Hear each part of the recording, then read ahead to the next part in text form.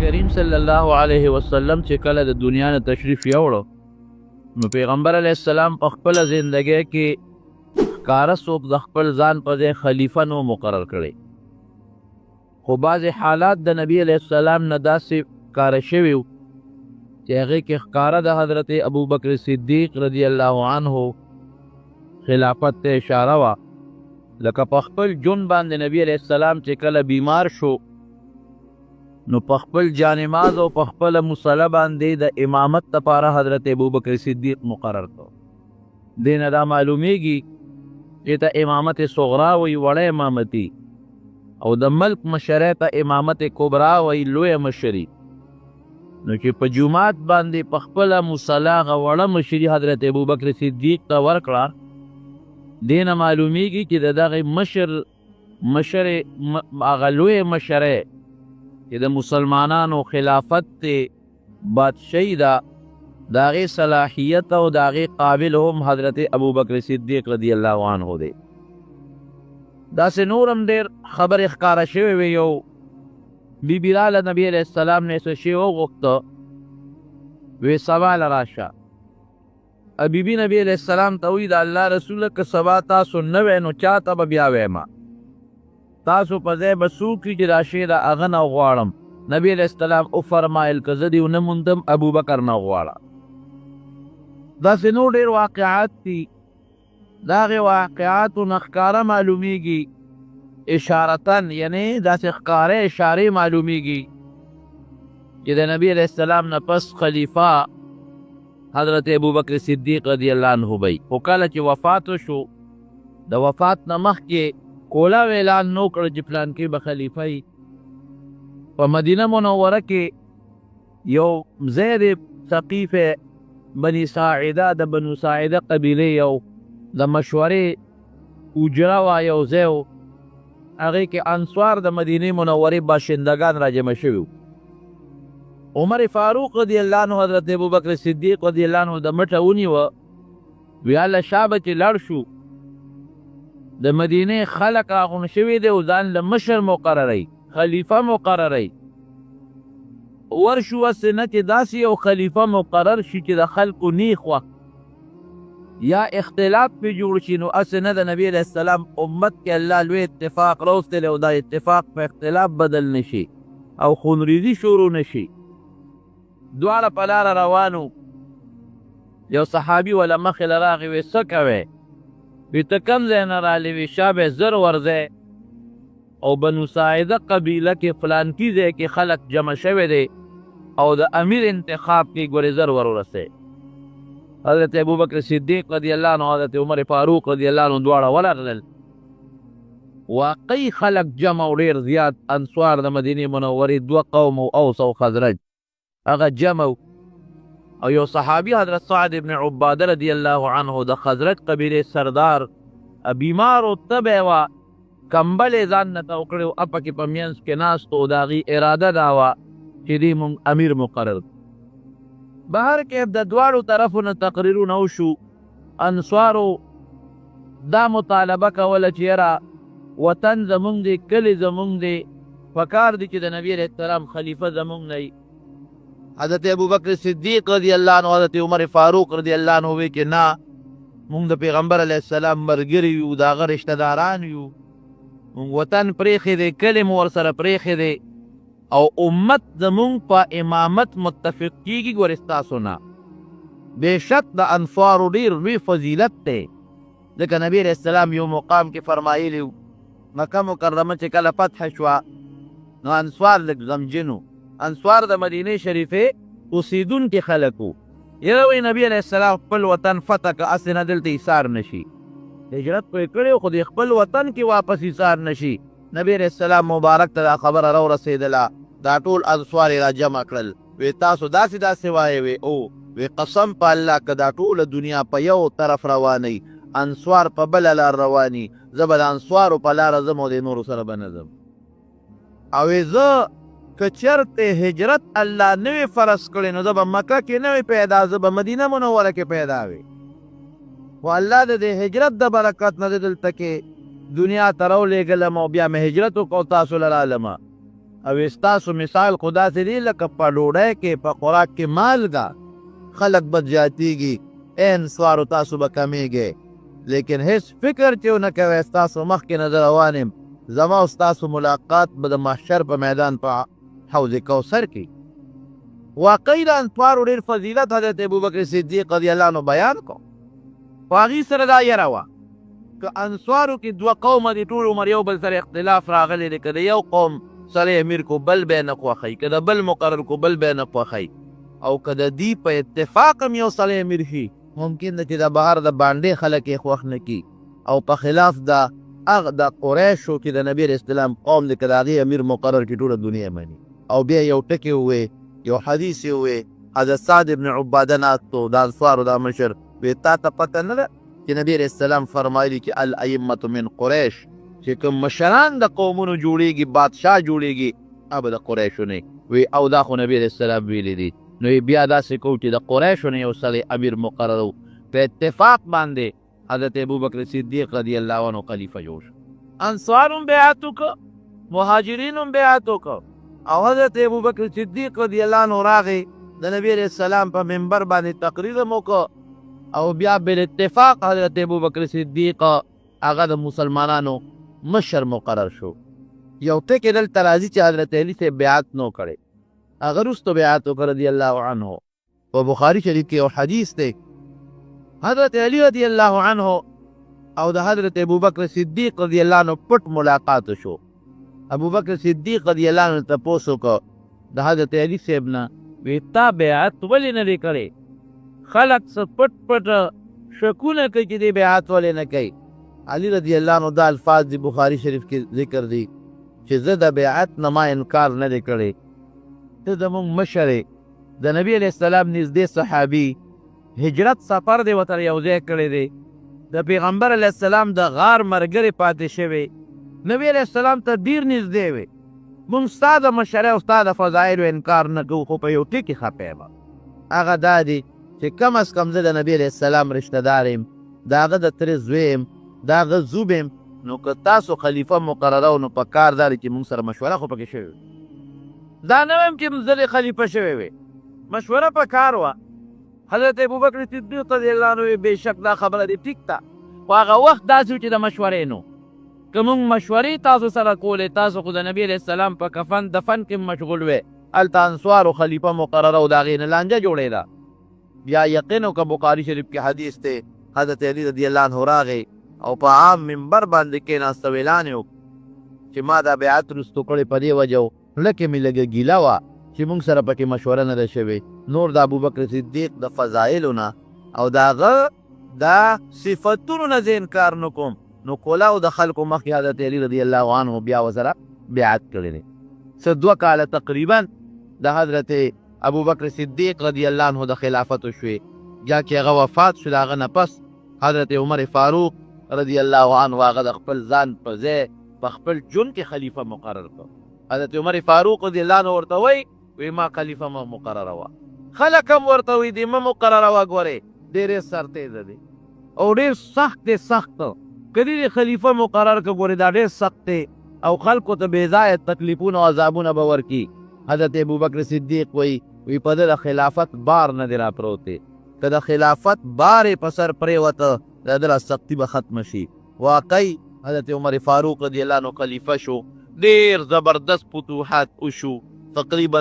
2 لکه مربع میل د دې پاکستان په لسچند او شلچند زیاته علاقه د مسلمانانو په قبضه کې راله د حضرت عمر فاروق رضی الله عنه نه پس بیا دریم خلیفه حضرت عثمان ذوالنورین رضی الله عنه هغه خلیفه مقرر شو دریم خلیفه د لوی منقبت او د صفت خاوند دی او د نبی علیه السلام یوه لور په ده باندې واده و چې کله هغه وفات شوه دویمه لور یې ورته په نکاح کړه چې دویمه کله وفات شوه وی ارمان که زما درېیمه لور وې هغه به مې حضرت عثمان ته په نکاح کړې وه د ډېر لوی صفت خاوند و هغه بیا باغیانو شهید کړ د هغه نه پس حضرت علي رضی الله عنه چې دی د پیغمبر علیه السلام زوم دی او د نبی علیه السلام د تره زوی دی هغه خلیفه مقرر شو ماشوم تربیت ته د نبی کریم صلی الله علیه وسلم کړی دی لاره کوټ او نابالغ و پلار نوم یې ابو طالب دی،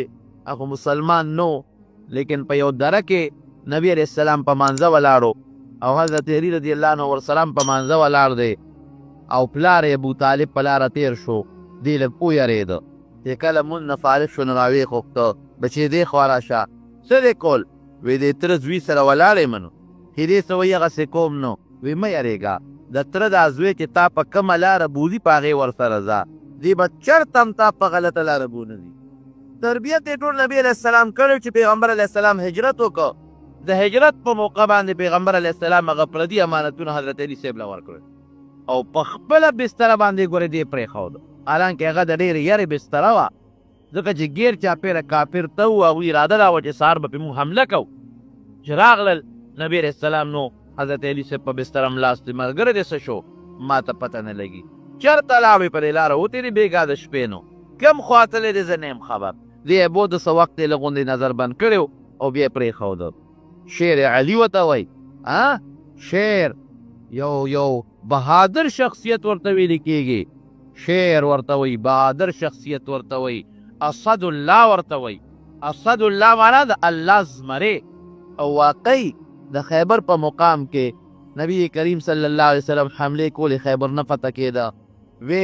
وی فرمایل وی سار نه به دا جنډه هغه چاله ورکومه، هغه چاله چې هغه به الله ته هم خوښي او د ده به هم خدای خوښي. الله به د ده خوښي د الله به دې خوښي او د هغه په لاس باندې به الله تار خیبر فتح کوي. صحابه وایي چې دا به څوک؟ ځکه چې دا جنډه چاته ورکړی شو نو د نبي علیه السلام پیژنګویي د فتح به د هغه په لاس کېږي. او بل داسې سړی دی چې هغه سره به د الله مینې او ده به الله سره مینې. صحابه داسې مخکې تېرېدل د نبي علیه السلام.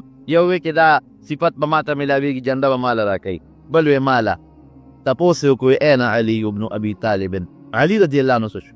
یو صحابي ورته وی صاحب د هغه سترګې خوږ دي، بیمار دی. وی راویې بلې چې راویې غوښته، وی زما سترګې خوږ دي. نبي علیه السلام مبارک ورته خپلې لارې په سترګو باندې تو کړلې. هغه ساعت یې سترګې جوړې شوې. وی دا جنډه والا ورځه. وی صاحب څه ورسره وکړم؟ وی تر هغې پورې ورځه چې دا علاقه فتح شوې نه یا دې اسلام نه قبول کړی، هغه خیبر رب العالمین د حضرت علي صاحب په لاس باندې فتح کړ. نبي علیه السلام پیژنګویي وه. وی جنډه به هغه چاله ورکوم چې دا خیبر به فتح کېږي د هغه په لاس او د ده به الله سره مینې، د الله به ده سره مینې. دا ډېر لوی صفت دی. حضرت فاطمه رضی الله تعالی عنها چې کله پیغله شوه، لویو صحابه کرامو د هغې د نکاح خواهش ظاهر کړ چې دا د نبي علیه السلام کشره لور ده او د حضور پاک مبارک ورسره ډېر انتهایي محبت او مینه ټولو سره مینه او اولاد سره. خو فاطمه رضی الله عنها کشره وه، دې سره بې پناه محبت ډېره زیاته یې خوښه وه. نو نبي علیه السلام حضرت علي رضی الله عنه په خپله راوغوښته. وی ته ما ځان سره لوی کړې، زه به د تره زوی ما داسې دی لکه اولاد غوندې تا ته فاطمه په نکاح کو. هغه کشره لور چې چا سره ډېر محبت او مینه وه، هغې حضرت علي رضی الله عنه ته په خپله په نکاح کړه. او دا لوی صفت دی چې نبي علیه السلام په خپلو لاسو مبارکو باندې ونیوله او د خپل خاوند علي صاحب کور ته یې بوت. او بیا به ګورې بار سهار وختي چې به نبي علیه السلام مانځه له په تهجد وخت کې نه دی کور ته به ورغې، دی به یې مانځه له پاسول، اواز به یې ورکړه، مانځه له به یې پاسول. کله به کله دواړو په منځ کې څه خبره واله، پیغمبر علیه السلام مبارک په خپله به ورغې. حدیث پاک کې راځي یو ځل نبي علیه السلام کور ته ورننوت، فاطمه رضی الله عنها یوازې ناسته وه ژړلې. وی ولې؟ وی تر زوی را سره جګړه وکړه علي. وی څه شو؟ وی بس جګړه وکړه او بار لار ووته. نبي علیه السلام چې بهر راووت تپوس یې وکړه چا ورته وي هغه د جومات د دیوال خوا کې سوري باندې په خاورو پروت دی. چې نبي علیه السلام ورغې د دیوال سوري ته په خاورو د پاسه ملات تو علي صاحب. پیغمبر علیه السلام مبارک د خاورې سندلې. وی قم ابا تراب، ای خاورو والا پاسه، ای خاورو والا پاسه، خاورې دې وسندلې. دوی ما ته به نن نه پس ابو تراب وایې، خاورو والا. هغه انسان چې په هغه خاورې پرتې وي، ځکه دا د حضور پاک مبارک د خولې الفاظ دي. او فرمایي چې کله به نبي علیه السلام راغی مونږ به کوشش کوو چې پاسو، دوی مه پاسئ. زما او د فاطمې منځ کې به کېناستو، د نبي علیه السلام خپه مبارکه زما خېټې سره به جنګېدله. ډېر انتهایي بې پناه مینه او ډېر محبت د نبي کریم صلی الله علیه وسلم ورسره و. حتی کې دومره مینه دونه محبت د حضرت فاطمې رضی الله عنها سره یو ځل یې وفرمایل، وی فاطمة سیدة نساء اهل الجنه، فاطمه رضی الله عنها د جنتیانو د ښځو سرداره وی. جنت کې چې کومې ښځې وي د هغې سرداره به فاطمه رضی الله عنها یعنې یوازې جنت ته تلل نه دي، جنت کې سرداري یې ده. او د فاطمې رضی الله عنها بچي حسن او حسین دا سیده شباب اهل الجنه، دا د جنتیانو چې کوم ځوانان په دنیا کې په ځوانۍ کې مړه دي او جنت ته دي. جنت کې خو ټول خلک ځوانان دي، خو چې کوم هلکان په ځوانۍ کې مړه دي او جنتیان دي جنت ته تللي دي د هغې سرداران کې دي، نو هغه به حضرت حسن او حضرت حسین وي. نو د نبي علیه السلام دا بې پناه او ډېر زیات محبت و د حضرت علي رضی الله عنه سره انتهایی محبت و. مشورې به یې ورسره کولې، جهادونو کې به یې ځان سره شریکاو او ځان سره نږدې به یې ګرځاو، او تر څو چې د واده نه وکړی نو د پیغمبر علیه السلام سره اوسېده. نو د حضرت عثمان رضی الله عنه نه پس بیا حضرت علي رضی الله عنه هغه د مسلمانانو خلیفه شو. د علي رضی الله عنه نه پس د علي صاحب او د معاویې رضی الله عنه منځ کې یو څه لږ اختلاف راغلی او څه خپل منځ کې څه جګړې شوې وې. هغه خو ډېره اوږده قصه د هغه درته نه وایم، خو د حضرت علي رضی الله عنه د وفات نه پس بیا د معاویې رضی الله عنه او د حسن رضی الله عنه منځ کې جوړه وشوه. حالانکه د حضرت معاویې صاحب رضی الله عنه او د علي رضی الله عنه منځ کې جګړې وې، خو چې وفات شو نو بیا خلافت خلکو حضرت حسن رضی الله عنه له ورکړ، نو دوی یو صلح وکړه او جوړه وکړه.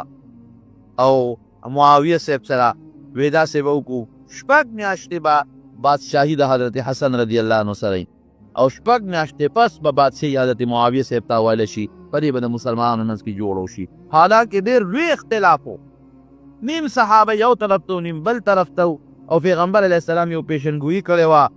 یو مقام کې داسې ماشوم و ان ابني هذا سید، زما دا بچی سردار دی، په حسن یې لاس کېښوده. دی خو ماشوم و.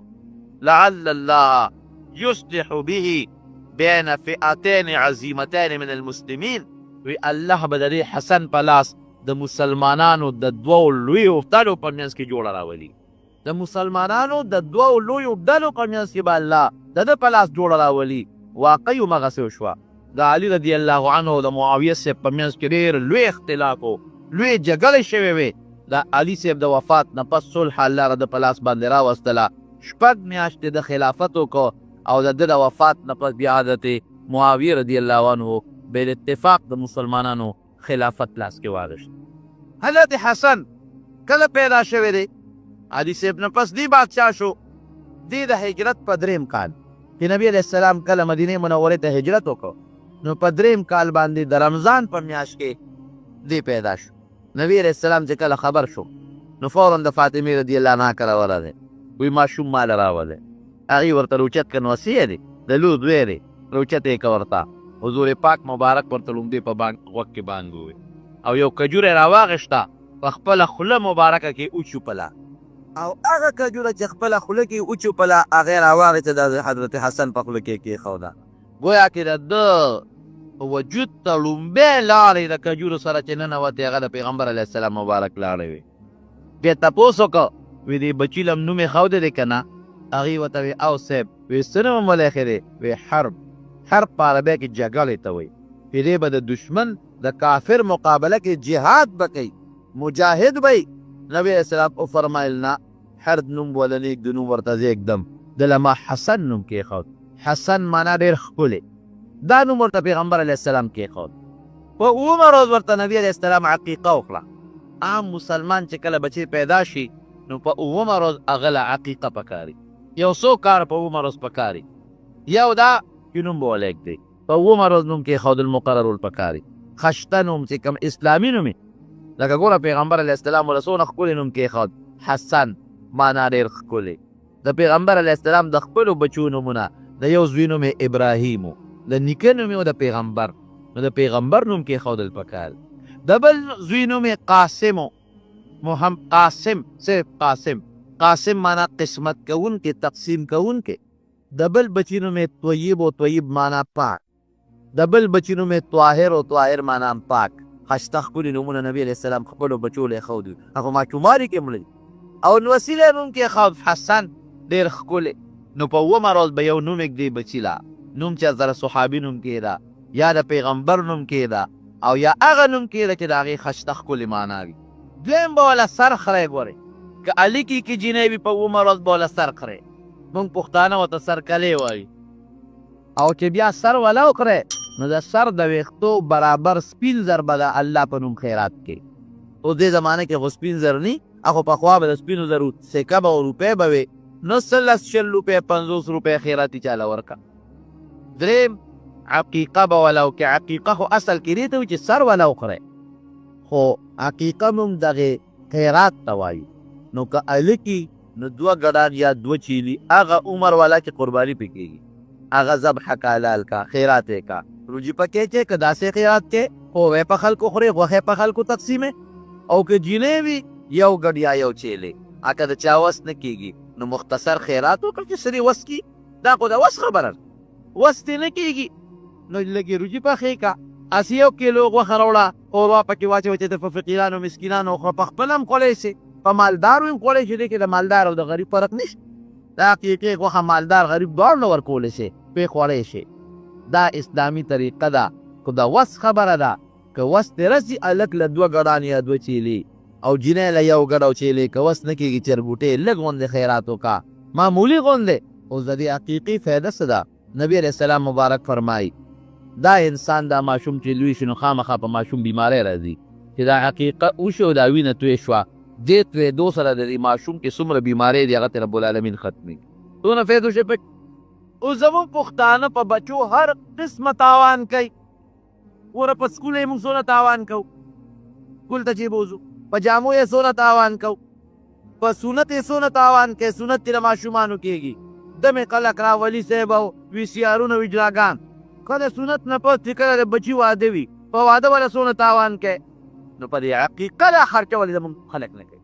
زموږ پښتانه دې څیز کې لږه نیمګړتیا کوو پنجاب والا خلک داسې نه کوي هغې حقیقه پوره کوي ما ته پته ده زموږ پښتانه بیا په واده تاوان کوي په سنت تاوان کوي په ختم والا تاوان کوي لیکن د دې حقیقي تاوان ته خلکو څه نه کېږي حالانکې فایده را دې ډېره ده په واده خیرات مه کوه مختصر ولیمه وکړه په ختم لږ خیرات وکړه لیکن د حقیقي دې کې فایده دومره ده چې ستا پرې ماشوم څومره بیماری راځي د دغې وینې تویېدو سره ته هغه بیماری رب العالمین ختمې کړي که زمونږ اوس شیطان خو شته که نه نو مونږ خلکو ته شیطان یو بل شی ښولی دی حاجي صاحب وایي 7 توکي یو ځای که 7 توکي سي لږه خو پکې چانه وي ګومړي 11 دانې پکې د لوبیا وي او څه پکې صاحب هر ور واچوي څه پکې جوار یو ځای کې غنم پکې یو ځای کې وربشې پکې واچوي او صاحب وی خوټ کوي که دوی دسکې په اورې ښودي هلکه د 7 توکي دا د ښځو خپل کتاب دی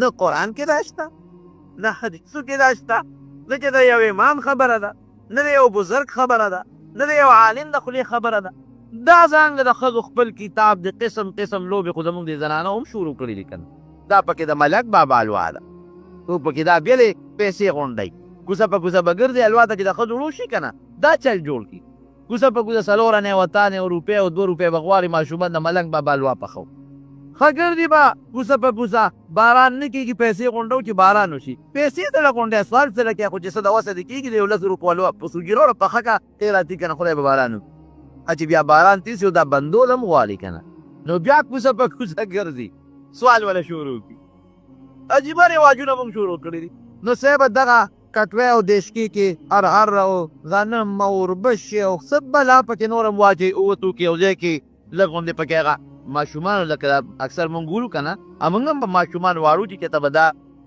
چې خوروا غوندې خړه شانتې پکې دغه توکي موکي پراته دي نو هغه چنا او بارلي به هم ترې غونډ کړل باقي له به ملته ورکړه په هغې څوک څه جوار څوک څه کوي چې یا وربشې څوک څه کوي چې خوري یا غنم څوک څه کوي چې ته یو ګوټ کوي چې خوري هغه واړه واړه چې ماشومان هغه د لوبیا دانې او د چانې دانې را غونډې کړي باقي له دیکه ورکړي هغه ښکته وغورځوي دا رسم دی رونو دا رواج دی هېڅ حقیقت د دې نشته که په دغه پیسو باندې ته لاړې او د بازار نه دې 9 کیلو غوښه راوړه خوروا دې پکې وکړه په خپله دې مو خوړه په بچو دې مو خوړه او غریبانو له دې مو ورکړه څه فایده خو بیا روزي که نه یو چرګوټی دی حلال که ذبحه دې کو یو وس کېږي چیلې یا ګډ دې ذبحه که نو فایده شته نو نبی کریم صلی الله علیه وسلم د عقیقه ولا وکړه دا او بیا سر به ولا وخورئ نوم به ولا کېدې د عقیقه د حضرت حسن رضی الله عنه ماشوم پیغمبر علیه السلام لویو دغسې ورپسې کال پس حضرت حسین رضی الله عنه بیا پیدا شو.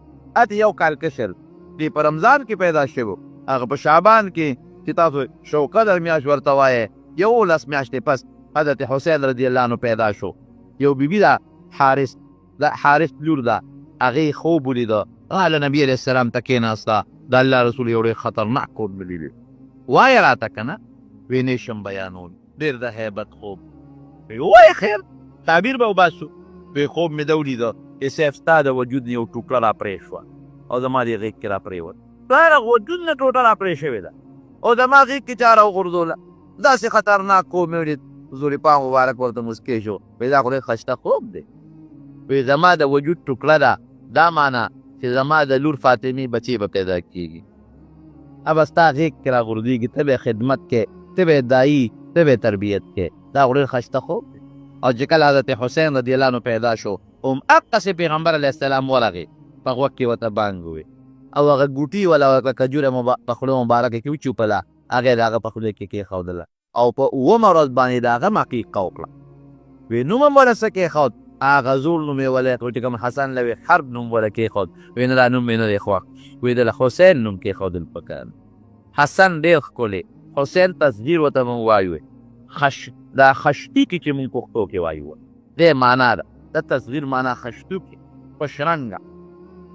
عجیبه اتفاق و، د پیغمبر علیه السلام سره دواړه په شکل کې یو شانتي وو، خو د دې نامه نه پورته د پیغمبر علیه السلام سره حسن برابر یو شان دی. یعنې د نوم نه پورته کې د پیغمبر علیه السلام لاسونه، مخ مبارک، سترګې مبارکې، غوږونه او مخ، دا د حسن ورسره یو شان دي. او د نامه له لاندې خپې، چال، تلل، ګوتې، دا ورته د حضرت حسین رضی الله عنه یو شان. دواړه ورسره په نیمه کې سره یو شانتي و، په نیمه کې ورسره بل یو شانتي و.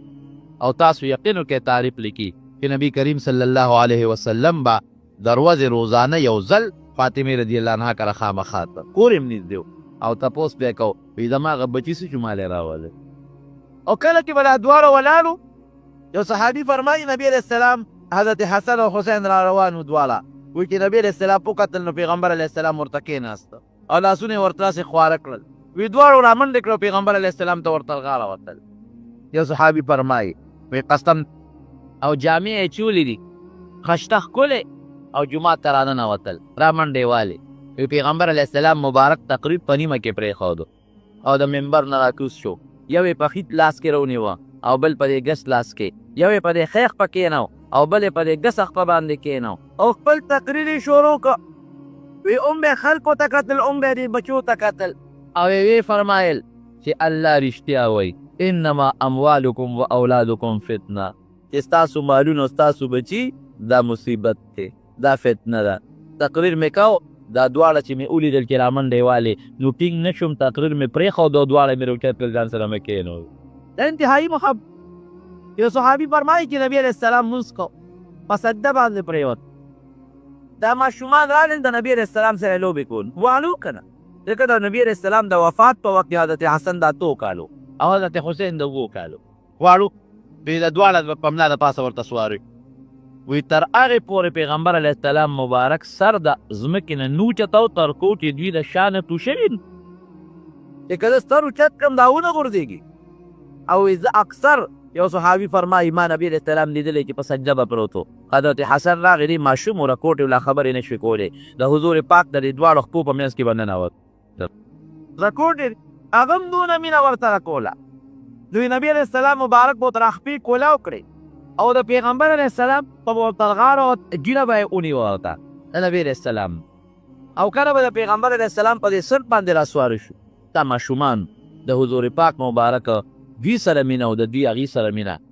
یو صحابي فرمایي وی شپه ده شپه، وی زه روان یم، وی نبي کریم صلی الله علیه وسلم مخکې دی، وی چې ما ته یې وکتل، حضرت حذیفه رضی الله عنه فرمایي وی ما ته وی څه کوې حذیفه؟ وی چې صاحب زه ستا څوکۍ ته ولاړ یم، شپه ده نو تاسو څنګه راوتې؟ وی یو فرشته د اسمان نه راکوزه شو او دا فرشته په لومبي ځل د اسمان نه راغله او په ما باندې سلام واچوي او ما د الله د طرف نه یو پیغام راوړو. د الله رسوله څه پیغام دی؟ وی زه الله رالیږلی ما چې د خپل محبوب ته زما ووایه چې ستا دا 2 بچي حسن او حسین دی له ما د جنت سرداري ورکړه. او دا خوشخبري ولا ورکړه چې دې دواړو سره څوک مینه کوي الله به هغوی سره مینه کوي. دوی سره چې څوک محبت کوي الله به هغوی سره محبت کوي. ګوره د رب العالمین د طرف نه یو خوشخبري راغلې ده د دې دواړو ماشومانو په حق. نو واقعي دا ډېر لوی د خوشحالۍ خبره ده د هغې ماشومانو دپاره. حضرت ابوبکر صدیق رضی الله عنه په لاره روان دی او حضرت علي صاحب ورسره دی. حضرت حسن رضی الله عنه لوبې کول، ماشوم روچتې او په د اوږه د پاسه یې سور کړ. پلار یې ولاړ دی علي صاحب. ابوبکر صدیق د خلکو مخ کې وی قسم په الله والله شبیه برسول الله صلی الله علیه وسلم، زما د قسم په خدای کې دا ماشوم د خپل نیکه رسول الله مبارک په شان دی. د پلار په شان نه دی علي صاحب ته سره مشابهت نشته. شکل یې د ده شان برابر نه دی د نبي علیه السلام سره برابر شکل. علي صاحب خندل. حضرت عمر فاروق رضی الله عنه صحابه و سره ډېره مینه کول، د دې وجې نه چې د نبي علیه السلام سره مینه وه. حضرت عمر فاروق رضی الله عنه مجاهدینو له 15,000 روپۍ تنخوا مقرر، دله هم 15,000 تنخوا مقرر کړه. حضرت حسن رضی الله عنه چا ورته وی دله دې ولې مقرر کړه؟ دې خو لاره کوټې دی هلک دی او دا څومره جهادونه یې نه وي کړی څومره جهادونه چې نورو صحابو کړي دي. وی تاسو ته پته نه لګي دله مې ځکه مقرر کړه چې دې د نبي کریم صلی الله علیه وسلم محبوب دی. دا غن وسیل. او حضرت عمر فاروق یو ځل په منبر ناست و څومره سخت و چې خلکو به د هغه مخکې خبرې نه شوې کولی. غټ بادشاهان به سر ټیټه ولاړو د رامنډه کړې. حضرت عمر فاروق رضی الله عنه صدر نه کلک ونیو. ای راکوښې زما د پلار د منبر، زما د پلار په منبر ناست دی، زه د خپل پلار په منبر کښېنم. عمر فاروق رضی الله عنه راکوز شو، روچت یې که ځان ته رانږدې که بچې زما د پلار منبر خو نشته، زما د پلار منبر کنه او ستا د پلار منبر زما د پلار منبر دی کنه. روچت یې که او ځان سره یې نیولې دی او بیا ورته وایي بچې دا راته وایي چې دا درته چا ویلې وه دا خبره؟ وایي ما ته هېڅ چا هم نه وه ښولی. وایي نه راته ووایه دا تا ځان نه ده کړې چا به راته ویلي. وایي نه ما ته هېڅ چا هم دا خبره نه ده کړې. دومره به صحابو د دې ماشومانو احترام کو، دومره عزت به یې کو. یو ځل نبي علیه السلام حضرت حسن رضی الله عنه په دې اوږه د پاسه سور کړی دی. په دې اوږه یو خپې دې طرف ته راویځاندله، یوه خپې هغې طرف ته راویځاندله. یو صحابي فرمایي وایي زه ورغلم، وایي ما چې صاحب مال یې راکوې نه ما ته یې پرېږدې. وایي ما وې چې ای لکه په ډېره ښه سورلی باندې سورې نعم المرکب الذي رکب، په ډېره ښه باندې سورې. وی نبی علیه السلام وفرمایل چې سورلي خو مزېداره ده خو شهسوار هم ډېر مزېدار دی کنه. کوم چې په دې سورلی سور دی هغه هم نعم الراکب هو، شهسوار هم ډېر مزېدار دی. نو په دې اوږه د پاسه به نبي علیه السلام کېنولو او ګرځاو به ځان سره او محبت به یې ورسره کو. دغه دنګې حضرت حسین رضی الله عنه هغه هم د پیغمبر علیه السلام د حضرت حسن کشر ډور دی، ما تاسو ته یو کال کشر دی. هغه سره پیغمبر علیه السلام به ډېر انتهایي محبت او مینه به ساتله. حضرت عمر فاروق رضی الله عنه په منبر ناستو تقریر یې کو، یمن نه چې جامې راوړوي نو هغه جامې یې په صحابو تقسیم کړې. یېري دې درمیان کې د جمعې ورځ د حضرت حسن او حسین راووتل. او چې خیال یې راغی ما خو نورو هلکانو له جامې ورپرېږد، دوی له خو مې ورنه کړې جوړې خلاصې شوې. نو ډېر زیات خفه شو. چا ورته ولې خفه یې؟ د دې ماشومانو له مې جامې ورنه هېر مې. فوراً یې د یمن والي ته خط ولېږوي 2 جوړې هغسې اعلی راولېږه زر. نو هغه ته 2 جوړې یې ورته راولېږلې، یو یې حضرت حسن له ورکړه یو حضرت حسین له. نو بیا چې په منبر کېناست وایي اوس خوشحاله شوم. ولې؟ وایي د نبي علیه السلام په نوسو مې جامې ولیدې خشته ښکلې، نو اوس خوشحاله شوم. او چې مشوره به یې کوله د مشرانو صحابه کرامو سره، نو صاحب حضرت حسن او حسین کبرال الکې به ناستل. عمر فاروق رضی الله عنه به دا ورته نه وي چې پاسې د دوی سره مشوره کوم، هغوی به کېن. یو ځل عبدالله ابن عمر دی رضی الله عنه خپل پلار ته وایي حضرت عمر فاروق ته وایي ته د دې هلکانو سره ډېره مینه کې حسن او حسین سره، او خبرې خو د جهاد دي، نو دوی په کوم جهاد کې زما نه مخکې دي؟ عمر فاروق رضی الله عنه ورته وایي وایي تا ته خپل پلار ته وګورئ او د حسن او د حسین پلار ته وګورئ. وایي د دوی پلار تاسو د پلار نه پیغمبر علیه السلام ته ډېر نږدې و، او دوی ستاسو نه نبي علیه السلام ته ډېر نږدې و. نو بچې د پیغمبر علیه السلام د خوښۍ د وجې نه دوی سره د ډېره زیاته مینه او محبت و. سخا پکې دومره ډېره وه حضرت حسن رضی الله عنه کې چې یو ځل په لاره باندې روان دی، یو حبشي غلامه، هغې حبشي غلام سره تور غلامو سپی و. د دې حبشي غلام هغه ډوډۍ نه به یو نوړی خپلې خولې ته اچوله او یو نوړی به یې راغې ته سپي له بیا به یې نوړی ماته کړه، خوله کې به یې واچوله، بله نوړی به یې سپي له ورکول. نو نیمه ډوډۍ په خپله وخوړه او نیمه سپي وخوړ. حضرت حسن رضی الله عنه چې راغې ورنږدې شو، ویې لکه دا سپی دې شړه نه، دې ډوډۍ یې پې نیمه خلاصه کړه، نه دې څوک کړه، ته به دې شړلې و که نه، ځان ته دې درولې نیمه دې خپله وخوړه، نیمه دې سپي له ورکړه. حبشي غلام ورته وایي وی څنګه چې زه د الله بنده یم، د الله مخلوق یم، دا هم د الله مخلوق، زه م اوږي یم او دا هم اوږي دی. نو ما ته دا خبره ډېره بده ښکاره شوه چې زه خو د خپل ځان په دې ډوډۍ موړ کړم او د الله دا مخلوق اوږي دی، داسې اوږي پرېږده. وی دا باغ د وی ته څوک یې؟ وی د ابان ابن عثمان غلام یم، د حضرت عثمان رضی الله عنه د زوی غلام یم. وی دا باغ د چا دی؟ وی دا هم د هغه دی. وی دلته لږ ودرېږه زه راځم. لاړه د حضرت عثمان رضی الله عنه هغه زوی له ابان نه. وی ستا پلانکي ځای کې چې کوم باغ دی هغه باغ خرڅی نه کېدنی واله او ستا د هغه باغ یو غلام دی یو تور حبشي، دا دواړه را باندې خرڅ کړه. وی ډېره ښه جوړه یې ورسره وکړه، باغ یې هم ترې واخېسته او غلام یې هم ترې واخېست، کاغذ یې ورسره ولیکل. چې راغی هغه باغ ته هغه تور غلام هغسې ولاړ دی، سپی ورسره ده. هلکه وایي ستا دا باغ ما واخېسته، تا د مالک نو ته مې واخېست. دی ورته پاسې دی حضور ټیک شو چې تا زه واخېستم خو ستا غلام یې، چې څه خدمت یې ستا به کوم، د الله به کوم او ستا به کوم، چې ستا یې خبرې په ما ډېر لوی اثر وکړو. نو د الله د رضا دپاره ما تا ذات دی او چې دا کوم باغ مې واخېست دا مې تا له خیراتي درکړه، دا باغ هم ستا شو. ګوره د نبي علیه السلام نصیر یو هغه د سخا هغه اثر پکې پروت، یو ټکي نه باندې خوشحاله شو چې ښه زم د الله مخلوق یم، غلام وایي دا سپی د الله مخلوق دی، زم اوږي یم دا سپی هم اوږي دی. دا راته ډېره بده ښکاره شو چې د ځان موړ کړم او د الله دا مخلوق سپی دی اوږي پرېږده. هغې نه دونه متاثر شو غلام او باغ یې واخېست، غلام یې ازاد کړو او باغ یې هغه له ورکړ. دا باغ مې تا له خیراتي درکړه، زه اوس غلام به باغ کې خدمت به دې کوه، ستا شو. سپي مه ساته، سپي ساتل ښه نه دي خو ځه.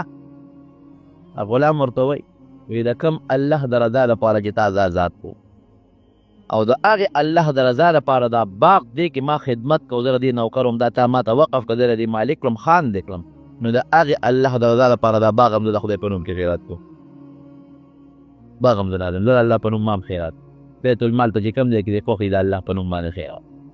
بهر کې دا دواړه هلکان حضرت حسن او حضرت حسین رضی الله تعالی عنهما ما وو چې د نبي علیه السلام ډېر زیات نږدې و، ډېر زیات محبت و د پیغمبر علیه السلام دې دواړو سره، او تپوس به یې وله کو، ځان ته به یې را ترغاړه ایستل او ښکلول به خپله ژبه به یې د هغې په خولو کې کېښودله، دومره یې ورسره مینه وه. نو هغه حضرت حسن رضی الله عنه د حضرت علي رضی الله عنه نه پس خلیفه شو او بیا یې د حضرت معاویه رضی الله عنه سره جوړه وکړله، 6 میاشتې حکومت حضرت حسن رضی الله عنه سره او بیا حضرت معاویه رضی الله عنه ته حواله شو. بالاتفاق دته بیا ښځې په ډوډۍ کې زهر واچولو د هغې نه دی وفات شو. حضرت حسن رضی الله عنه ښځې نوم یې جعده و، هغې ورته زهر واچوي، د فتنو زمانه وه، زهر یې ورته واچولو. نو ورور وله راغی حضرت حسین وی ورورې څه چل در باندې شوي، په ما زهر وخوړل، چا د ډوډۍ کې زهر واچ، وی چا درته واچ، وی ته به پیسو کې که نوم یې درته وښیم، وی زه به یې مړ کړم هر چا چې راته زهر اچولي، وی ګوره نوم درته نه ښیم چې ما ته چا زهر اچولي، ګوره په خپل ژوند یې نوم وانه غوښت. وی ځکه وی که دا زما په چا شک دی او ده ماله په یقین کې زهر راکړي نو لوی خدای پیښو دی پې، او که زما پې شکي زهر یې نه راکړی نو ستا د وجلو ورسره حق نشته. بلې ښځې ورته زهر اچولي، چاته یې غږ ونه کړه چې ما ته دې زهر اچولي.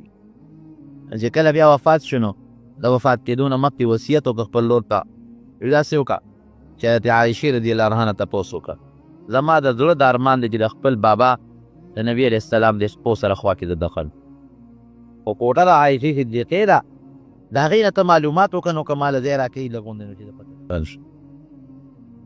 نو لاړ د عایشې صدیقې نه اجازت وغوښت، هغې ور اجازت ورکړی، ډېره ښه. نو ورور ته وایي ورورې ګورې یو خبره بیا وی دا خو د جمدې ابن مالک اجازت لري هسې نه که زه مړ شم د دې نه خوا نو د مرګ نه پس دې بیا هم تپوس وکړه نو که بیا هم د اجازت درکړه او د مسلمانانو په منځ کې څه فتنه هم نه جوړېدله نو ما د نبي علیه السلام سره خوا کې د خپل بابا سره خوا کې دفن او په څه فتنه جوړېدله یا د هغې زړه نو بیا مې د خپلې مور خپو ته ښخی د حضرت فاطمې رضي الله د مدینې منورې په قبرستان نو چې ساعت یې وتله وفات شو هغه لاړ نو بیا د عایشې صدیقې رضي الله عنها تپوس وکړه هغې ویل بلکل ما مخکې اجازت درکړې دی اوس هم درکړو وروړی دلته کې دفن کې خو د مدینې چې کوم والي په هغه وخت کې مروان ظالم سړی مخکې ښه سړی خو د دې ولایت نه پس بیا ډېر لوی ظلمونه کړي دي هغه پرې راضي نو هغه ویل نه د نبي علیه السلام خوا کې به دې نه دفن کېږي لویه جګړه ترې جوړېدله نو بیا حضرت حسین رضی الله عنه او د صحابو په مشوره باندې د فاطمې رضی الله عنها خپو ته هغې سره خوا کې ورته قبر وکنو او دې په هغې کې بیا دفن حضرت حسن رضی الله عنه او جنازې حضرت سعید ابن العاص رضی الله عنه کې دا عشره و مبشره کې دي هغه لس صحابه کرام چې پیغمبر علیه السلام په جون باندې د په یو مجلس کې د جنتي نوم اخیستی چې پلان کې به جنتي نیو پکې د ده نوم اخیستلی شوی نو بهر کې په هغه پې جنازه وکړله او د مدینې منورې مشهور قبرستان دی جنت البقیع ورته وایي په هغې کې اوس هم دفن دی هغې کې قبر حضرت حسن رضی الله عنه ورور کې د حضرت حسین رضی الله عنه هغه بیا په کوفه کې وفات دی د هغه متعلق واقعه خو لږې اوږده ده انشاءالله کوشش به وکړو چې په آینده جمعه کې د هغه متعلق واقعه درته ووایو ځکه د حسن صاحب رضی الله عنه نه پس حضرت معاویه رضی الله عنه بیا بالاتفاق خلیفه شوی او د معاویه رضی الله عنه نه پس بیا یزید ته بادشاهي حواله شوې وه هغه بادشاه او یزید د بادشاه په دوران کې حضرت حسین رضی الله عنه مشهوره واقعه ده د کربلا په میدان کې بیا شهید شوی دی او په کوفه کې د هغه قبر د عراق ښار کې نو دغه واقعه انشاءالله ممکن ده چې آینده جمعه درته بیان الله جون راکړي خو به هر کې دا د نبي علیه السلام او د هغه د صحابه کرامو د خلافت سلو مختصره غوندې خبره مې درته وکړه د دې راتلونکې میاشتې د عقوې سره د دې تعلق دی اوس زموږ مسلمانان یو کار کوي او هغه دا ده چې د عقورې په دې میاشت کې بعضې خلک غم کوي او غم په دې وجه کوي چې یاره په دې کې حضرت حسین رضی الله عنه شهید شوی دی هغه وفات شوی دی پخوا زمونږ په دې وطن کې به هم خلکو دا چا به هغه شګلولې غونډه اوس خو هغه رواجونه ختم شو نو ماشومانو ماته یاد دي او چا به هغه ډنډی منډی د شپې ویشتلې چې هغه غانونه به یې کول چا په کوټو د پاسه هغه خانکونه ډبوله دغه ټول رسمونه دغه ټول رواجونه شریعت کې د هغې ایس اسمه څه اجازت نشته په شکر د رب العالمین ختم لیکن دا بعضې خلک چې غمرازي کوي یو مسلمان چې وفات شي او هغه درته رایاد کړي او ستا په زړه کې یو غم راغی غیر اختیاري طور نو په هغې الله تعالی نه نیسي بلکې د یو مسلمان د وفات د وجې نه چې یو بل مسلمان غمجن شي دلمن شي دا خو خبره ده لیکن د غم اظهار کول په دې شکل چې سړی تورې جامې واغوندي او یا مخ وي او یا ځان وي او یا ځان ډبوي او یا ځان له جامې شلوي نو دا په شریعت کې جمع شریعت د دې خبرو اجازت او بیا په دې میاشت کې د دې غم اظهار کول دا هم په شریعت کې ولې ناجایز دي جایز نه دي قطعا دا جایز نه دي د عاشورې دا ورځ دا سپېره ورځ نه ده که یو سړی دا وایي چې د عاشورې ورځ سپېره ده ولې ځکه دې کې د حضرت حسین رضی الله عنه شهید شو تاسو نه تپوس دا کوم چې د جمعې په شپه یو انسان وفات شي یا شهید شي نو دا سړی بختور یو که د جمعې دا شپه سپېره تاسو نه تپوس کوم سړی بختور روجې میاشت کې یو سړی وفات شو یا پکې شهید شو دا سړی بختور دی که دا میاشت سپېره ده دا سړی بختور دی د لوی اختر په ورځ باندې یو سړی وفات شو دا به نه چې او دا ورځ سپېره ده ولې دا لوی عالم پکې وفات شو دا ورځ سپېره ده دا لوی بزرګ پکې وفات شو نه دا بزرګ بختور دی چې دا مبارکه ورځ ول الله ورکړي دارنګې دا عاشورې میاشت بختوره میاشت ده دا عاشورې دا لسمه ورځ دا بختوره ورځ ده ځکه حضرت حسین رضی الله عنه چې د نبي علیه السلام مبارک نصیر جلیل القدر شخصیت دی د حضور پاک مبارک محبوب بچی دی هغه له پکې رب العالمین شهادت ورکړه شهادت خو ډېره لویه مرتبه ده د شهید خو ډېره لویه رتبه وي دغه سپېروالې نه دی مرګ سپېره نه د شهید ډېره لویه مرتبه ده د حضرت حسین رضی الله عنه ډېره لویه مرتبه ده ډېره لویه رتبه ده او ډېر د مظلومیت په مرګ باندې هغه ته چې تاسو ته زه بیان به وکړم چې هغه ته ډېر انتهایي ظلم شوی دی، ډېر انتهایي د مظلومیت په مرګ باندې وفات شوی دی، نو دا د هغه دپاره لویه رتبه ده، لویه مرتبه ده، لوی شهادت دی. وخت شپېره ده، په ډېر وخت کې غم نه دی پکار. دا میاشت شپېره ده، په دې میاشت کې غمونه نه دي پکار. هغې کې صدقه پکار ده، خیرات پکې پکار دی. نو به هر کې دا خو د نبي علیه السلام د وفات نه پس تر د حضرت معاویه رضی الله عنه پورې څه مختصر تاریخ